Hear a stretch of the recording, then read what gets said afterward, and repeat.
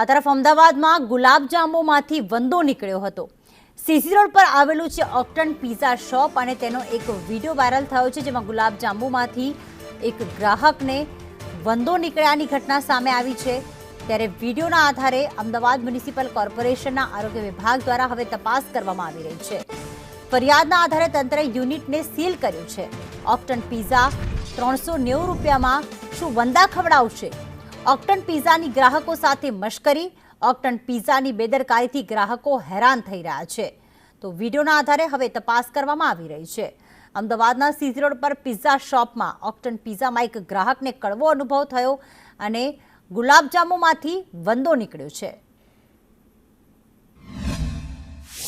અમદાવાદ શહેરમાં છેલ્લા 3 મહિનામાં 30 બનાવો એવા બન્યા છે કે જ્યાં આગળ રેસ્ટોરન્ટમાં હાઇજીન કન્ડિશન જળવાતી ન હોય, જેના કારણે જે ગ્રાહકો રેસ્ટોરન્ટમાં ખાવા જતા હોય છે ત્યાં આગળથી ફૂડમાંથી જીવાત નીકળતી હોય છે। આવી જ એક ઘટના ગઈકાલે બની હતી ઓક્ટન પિઝા કે જે સીજી રોડ ઉપર આવેલું છે, ત્યાં એક ફેમિલી જે ખાવા માટે ગયું હતું તેમના ભોજનમાંથી વંદો નીકળવાની ઘટના સામે આવી છે અને આ જ કારણથી એએમસીએ કાર્યવાહી કરીને આ ઓક્ટન પિઝાને સીલ કર્યું છે। આપણી સાથે કેટલાક યંગસ્ટર્સ છે, તેમની સાથે વાત કરશું। ખાસ તો આ પ્રકારની ઘટના વારંવાર અમદાવાદ શહેરમાં બનતી હોય છે, અલગ અલગ રેસ્ટોરન્ટમાં આ પ્રકારની ઘટના બનતી હોય છે। ગઈકાલે ઓક્ટન પિઝામાં બની છે, ભૂતકાળમાં અનેક જગ્યાએ બની છે। આપ શું માનો છો, આવી ઘટનાઓ કેટલી દુઃખદ હોય છે અને આવી ઘટનાઓ બનવી જોઈએ કે ના બનવી જોઈએ? ના, આવી ઘટના બનવી ન જોઈએ, પણ તોય ધ્યાન રાખવું જોઈએ એમને પણ આપણે પણ પોતે ધ્યાન રાખવું જોઈએ।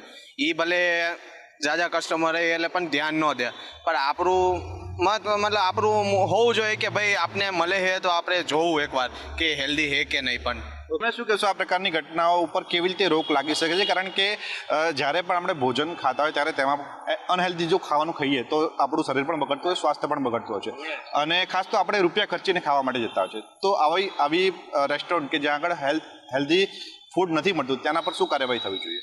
સફાઈ રાખવી જોઈએ। પહેલાં તો સફાઈ ના હોય ને તો પછી આ જીવડા નીકળે છે ને પછી શું ખબર પેટમાં બી જતા રહે, સ્વાસ્થ્ય આપણી બગડી શકે। એટલે એવું શક્ય તો થાય કે सफाई ना हो तो जीवड़ा निकले जेवू है।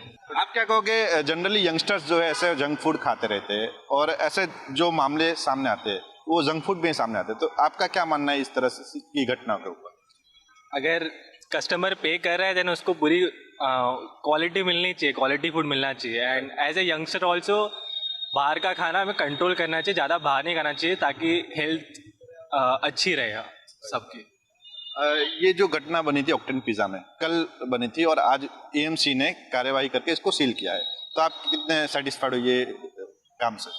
ये डिसीजन अच्छा है, मतलब तुरंत एक्शन हुआ, ये अच्छा है ताकि और लोगों को नुकसान ना पहुंचे इसकी वजह से। सो आई सपोर्ट करता हूँ मैं पूरा। ओके, एएमसी द्वारा आ घटना ने ध्यान लईने कार्यवाही કરવામાં આવી છે અને ઓક્ટન પિઝા કે જ્યાં આ ઘટના બની હતી તેને સીલ કરવામાં આવ્યું છે। જો કે આ પ્રકારની ઘટનાઓ ન માત્ર ઓક્ટન પિઝા પરંતુ અલગ અલગ રેસ્ટોરન્ટમાં અવારનવાર સામે આવતી હોય છે, ત્યારે આવી ઘટનાઓ ન બને તેના માટે એએમસીનું ફૂડ વિભાગ છે તે યોગ્ય કાર્યવાહી કરે તેવી માંગ કરી રહ્યા છે। સાથે જ એએમસીએ જે કાર્યવાહી કરી છે તેનાથી યુવાનો સંતુષ્ટ પણ જોવા મળી રહ્યા છે।